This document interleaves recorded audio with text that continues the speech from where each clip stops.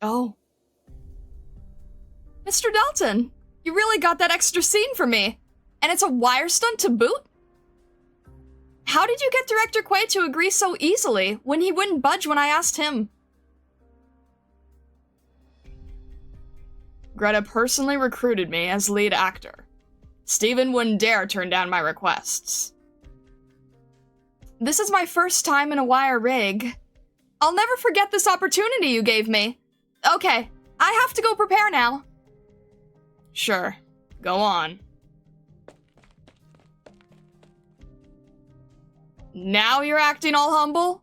Might have even fooled me if I didn't already know you were trying to get Steven to mess with my role behind my back.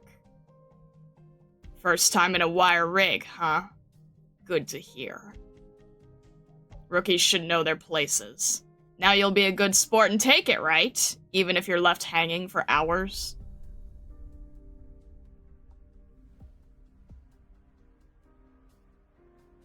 Shelly! I just got another scene, and I need the wire rig. Can you prepare it for me? No. I know you're passionate about acting, but how many extra scenes is this now? Do you even realize how much you've screwed with the schedule I made for the entire crew? Do you feel even an ounce of guilt, Princess? I'm not changing the entire schedule again because of you. This crew doesn't revolve around you. I'm sorry, Shelly. I'm not trying to increase your workload, honest. But Mr. Dalton said the director signed off on it. Dalton did? Alright then.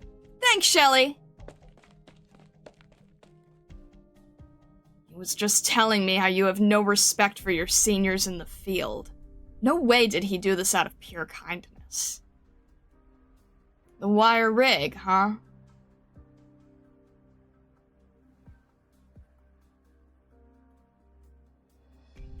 Hello, Laura. You look wonderful today. Not many actors would be so happy to do an aerial stunt. Well, I've never been so excited. This scene will be the only one in the movie that belongs entirely to me. I want to knock it out of the ballpark. Well, aren't you just adorable? Try not to get hurt, though. And if you're tired, you can always come find me in my room. I'll be there all night. Oh, Marian, have you come to touch up Michael's makeup? I have to go prepare. See you later.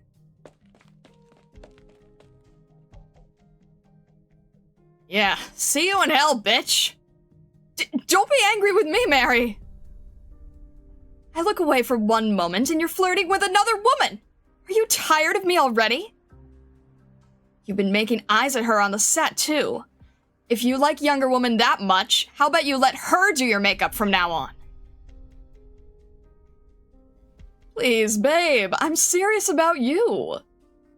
I won't talk to her from now on, I swear. You swear? I swear. I'm familiar with your vices by now, but this is an important time for your career. Don't screw it up and don't let me down. That Laura girl is a loudmouth show-off. I'm sure she's up to something. You can do better. Keep your distance from her. No talking to her and no physical contact. Even if she's dying right in front of you, that's none of your business. Got it? Babe? You can tell from Marian's eyes that she is not joking. Alright, I promise.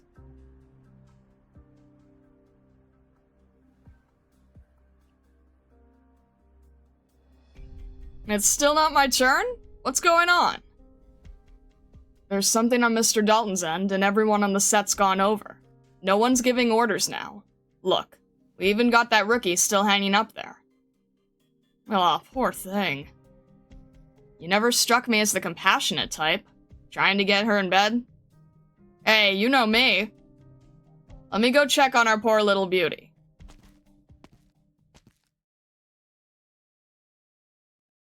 I promised Mary this morning that I wouldn't approach her, but... we never said anything about her coming to me, right?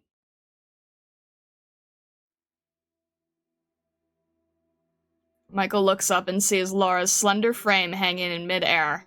Her dripping sweat has formed a small puddle on the floor. She's tired, but her eyes remain strong, stinging Michael's frivolous heart. The wire rig is creaking. From experience, Michael can tell there is something wrong with it.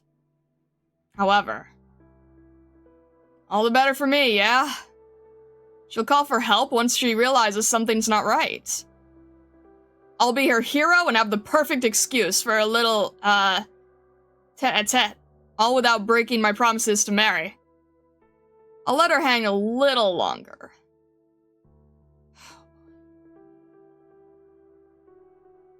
Aren't you calling for help, Laura? I'm right here, you know. It's been hours, and the rope's sounding increasingly off. Where did this equipment even come from? How could it be so ancient? Is that a crack around the belt? She has to have noticed that. No, I have to tell her. I have to.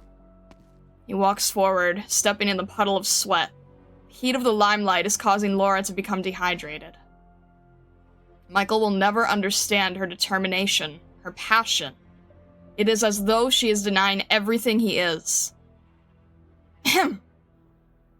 Michael turns around to find Marion standing in the far corner, gazing at him and the exhausted actress with cold eyes. Even if she's dying right in front of you, that's none of your business. Got it? Michael strokes his orange ears and stops in his tracks. Well, it really is none of my business if she chooses to suffer. That's your first lesson, Laura. Never be too serious. Always put yourself first, even if you have to hurt others. That's the most important thing. Freak, freak. The rope above his head is being stretched to its limit. You're still not going to call for help?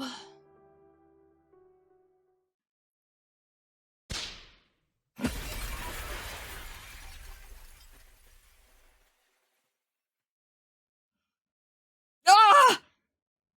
Michael? What's going on? What were you thinking about? I came with you to the makeup room for an explanation, not to watch you melt down. What did Moira mean when she said you wanted to leave the plate? We have to get out of here, babe.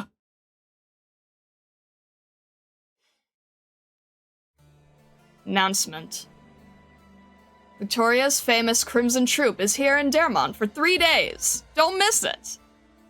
Tickets are first come, first served.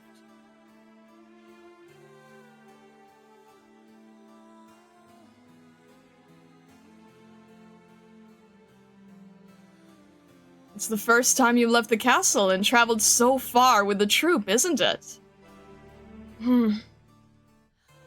Are you nervous? I'm fine, Master.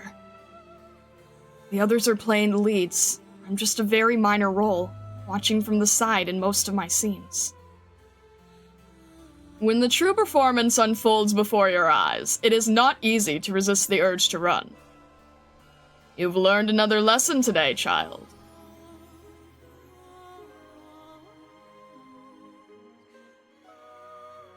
Police statement on the Dermont case. At this time, there is no evidence linking the case to the Crimson Troupe which passed through the area recently.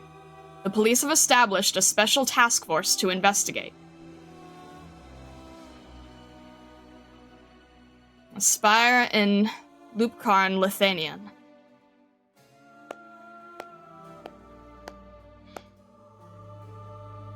A splendid performance.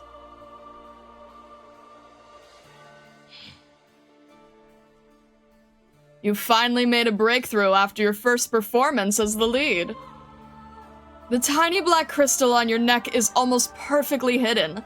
The audience sees only the glamorous star, not the infected approaching death one step at a time.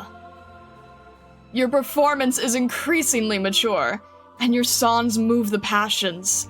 There's virtually no stiffness, no pretentiousness.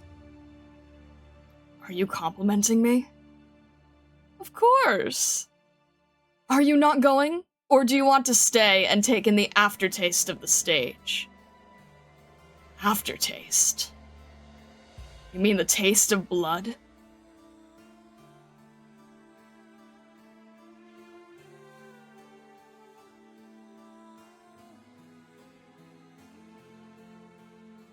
Excuse me, mister. Please let me through. I want to go home. I think the Crimson Troop can take her in. Take her in? She doesn't know that her home is gone. She doesn't know that some of the people before her still have her family's blood on them. That is what we'd call a fateful encounter, is it not? As it was with you and the troop. Perhaps you should teach her yourself. Teach her how to blend in, how to embrace a new life, how to walk the path that you have. The show goes on, even once we've left the stage. Ah, you remember what I said? Yes, there is no drama like life. The aesthetics of destiny are never bound by any medium. Mister?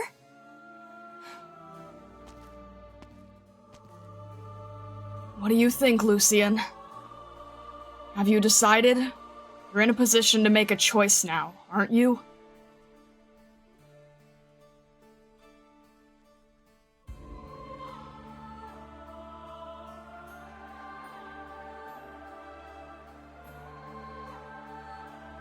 Are you awake?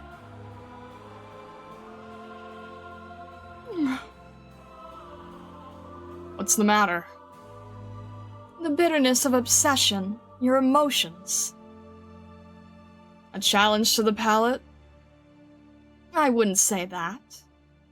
But your flashbacks have become increasingly frequent since we came to this plate. That means we're getting closer to him. You noticed the strangeness of that coordinator. As did you. Unfortunately, she was visited by tragedy before I could extract any more clues. You used that camera assistant to break the news of the catastrophe? It was too much a coincidence for that document to show up when it did, the way it did. When one's been in enough plays, it's not hard to realize that such an obvious clue is bound to be a trigger. Dalton's death was only the beginning. The plot devices have been set, and their developments foreshadowed. The curtain has been raised, and it cannot be lowered again. And the author will not appear until the story reaches the climax. Only then can I kill him. Be careful, Lucian. I know. What I mean is, be careful of yourself. As I said, your emotions are filled with the bitterness of obsession. It's a dangerous thing. I apologize, Miss Christine. You will not have to endure it for long.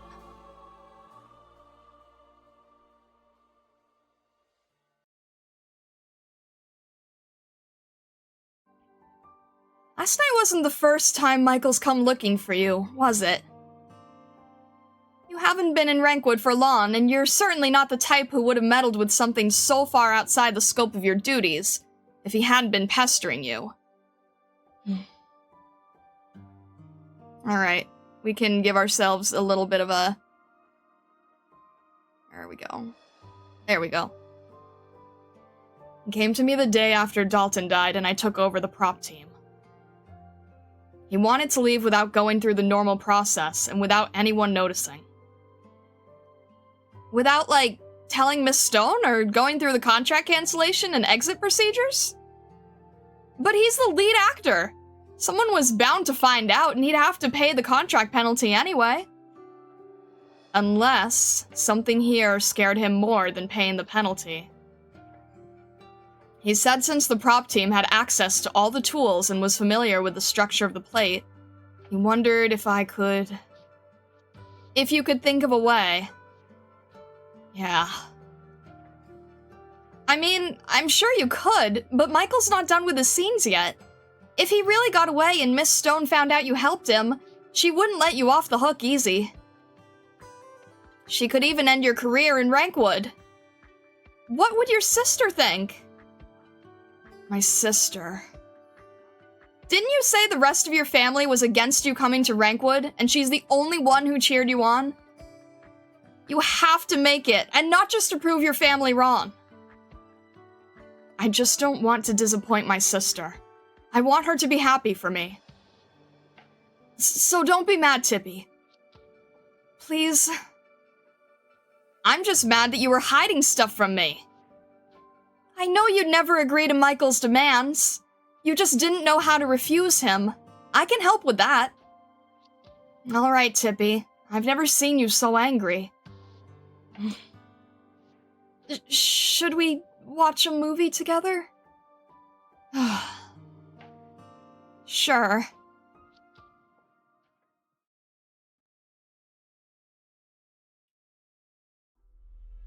You want to sneak off the plate with me?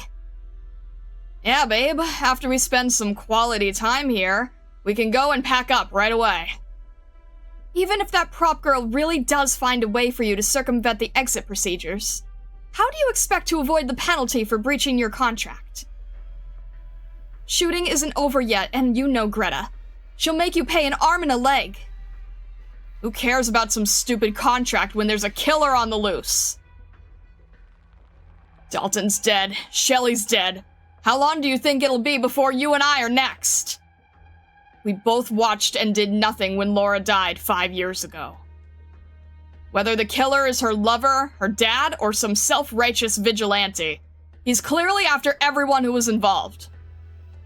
He wants us to repent and pay for what we did.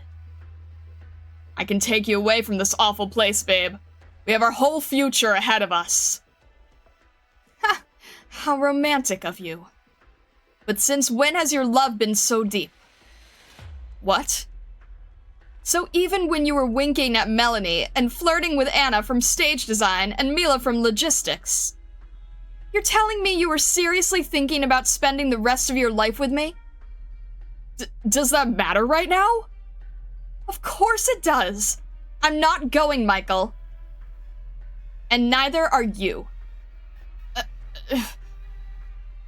You know how hard it was to get you a lead role in one of Greta's films? And not just one, but 3 at once. Play this right and you'll be a bona fide Rankwood movie star. There'll be another chance. Look at me, Michael. Your costume in The Death of Lady DuPont is even more exquisite and eye-catching than Melanie's, the title character. Your perfume, what you wore to Fashion Week. I brought all of that with my own money. Even those fake ears and tails that let you pass as a Volpo came from me. Oh, now it's personal. Now it's personal. Without me, the public will find out that this Michael product suddenly doesn't seem so shiny anymore.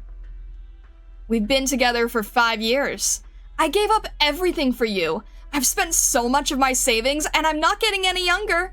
I can't afford to wait for another chance. I love you, Michael, so don't let me down. You love me? You were glad when Melanie publicly revealed our relationship the day Dalton died, weren't you? To everyone else, I'm the troublemaking playboy, while you're the poor, suffering girlfriend who gave everything only to get nothing in return but mockery. How very sympathetic, huh? And what part of that is a lie? You said it yourself. You're just investing in a product. Investment costs money. You'd have invested in Dalton instead, wouldn't you? If he hadn't become a hopeless drunk. You're just a parasite looking for a host, Marion.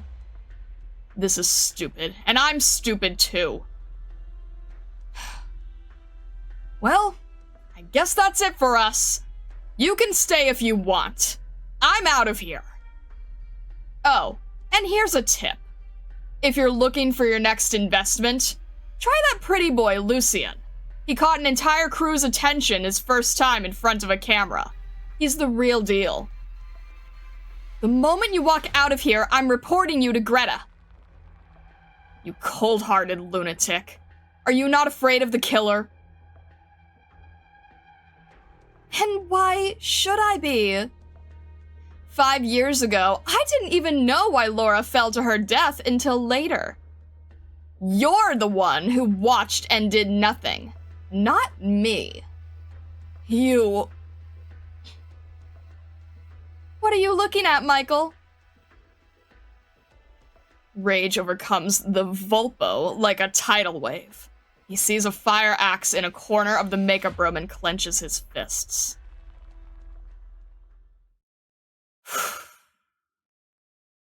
I'm not gonna lie, I thought he was a type of orange cat. Ah! Why would they go down into the power deck? Sure, there were mannequins all over the surface, but there had to have been a better plan, right, Molly? I agree. There's nowhere to run from the Wraith in the tight spaces of a nomadic city's underground structure. In the end, it found them one by one and hunned them from the ducts to await a slow death in the endless darkness. I went to one of the cast interviews, and they said it was inspired by the rituals of certain Colombian wasteland tribes. Something about atonement and judgment. Well, how they got there was kinda dumb, but I did like the segment in the power deck. Why? Because it was all shot on location. Rumor has it that they ran out of cash, so they snuck into another film studio plate and finished the shooting there. Exciting, right? Wait, but I've seen this movie in theaters. Why don't I remember any of these scenes? Because we're watching a copy of the original reel that was sent to the ratings agencies. How did you even get your hands on something like that? It's like a basic skill for a true horror fan. You're hiding something, Tippy. You know so much about the industry and all the ins and outs of Rankwood.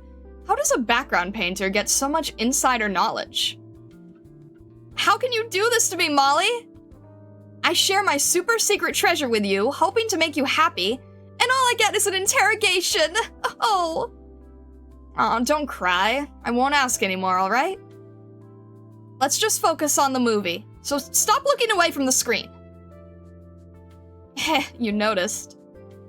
Sorry, there's just been so much going on with the film crew lately. I'm a little nervous. Don't worry, I'm here for you, girl. You sure are.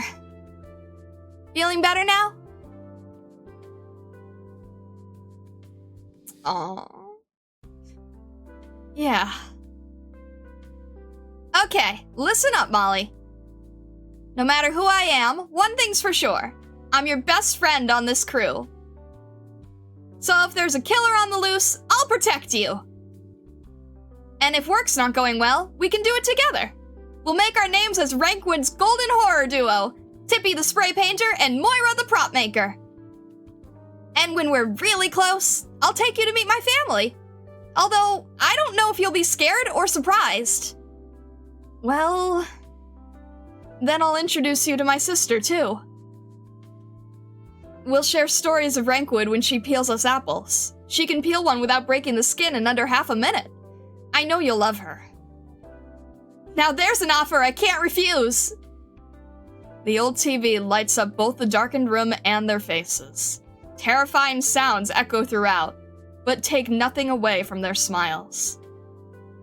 They cuddle up against one another, fighting their fear with a much more familiar fear, and dreaming of the future of their budding relationship. It is a rare, quiet evening. They're cute together.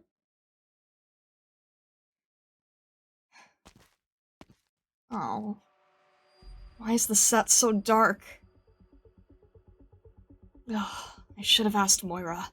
She's always here early, and she knows where all the switches are. The prop room isn't that far, is it? Have I been going around in circles? Something doesn't seem right. Huh? Am I hearing things?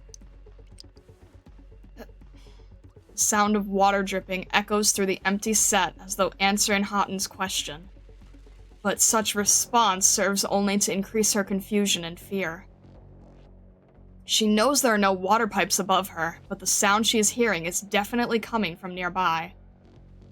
Who's there? Is this another one of those stupid pranks you'll laugh at me over drinks after work for? Come out now and I won't hold it against you.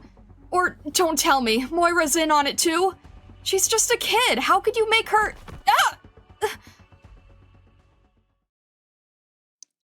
Houghton falls backwards to the ground. Only then does she realize she is wearing a flashlight on her belt. But she barely has time to laugh at herself before she smells a strong, sweet scent, accompanied by a tang of iron. Frightened, she stands up and turns on her flashlight. Oh jeez, I don't even want to look. Oh.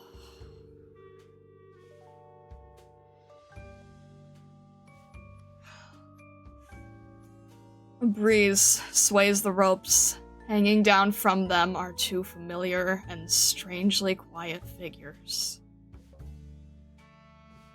The two lovers, Michael and Marion, subject to much of the crew's gossip, have met their deaths with their backs against each other. Through the faint light, Houghton sees their faces, their expressions, the way they sway through the air and the dancing specks of dust. It is indescribably eerie and somehow sacred. Any comment on the CG? I'm trying not to look that much at it, frankly, but I do find it interesting how Michael's fate was made with the very weapon he was looking at. And Marion's was also with the with her own costume designing. Ugh. She remembers what Tippy said when she joined one of her movie sessions. In the rituals of certain Colombian wasteland tribes, hanging represents both judgment of the dead and a warning for the living. Until the scorching sun cracks their corpses open, until all believe they deserved their punishment, until the ropes can no longer bear the weight of their sin. Thump. Help! Somebody! Anybody! The unlucky stagehand runs outside. As she does, a thought flashes through her mind. What an absurd morning.